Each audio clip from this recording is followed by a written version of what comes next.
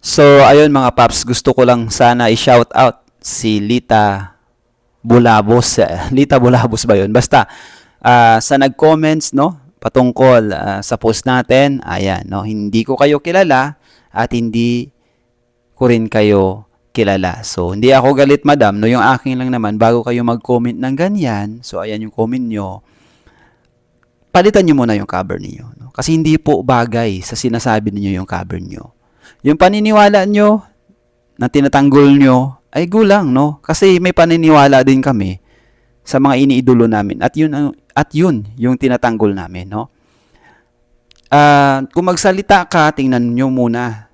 Dapat yung cover nyo palitan nyo. Nakakaya, no? Nakakaya. At actually, naawa ako sa mga gaya ninyo na ganyan kayo magsalita. Pero yung paniniwala at yung cover nyo ay iba, 'di ba? Hindi naman kayo inaano. Okay? Hindi naman kayo inaano, 'di ba? Actually, alam ko nahawaan kayo, no? Nahawaan lang yung ugali ninyo, yung pananalita niyo nahawaan lang diyan sa kung sino man tinatanggol ninyo, okay? So, please lang, no? Hindi ako galit sa inyo, tanggalin niyo na lang yung cover nyo dahil hindi po yan bagay sa inyo. Okay? So, stay safe and God bless.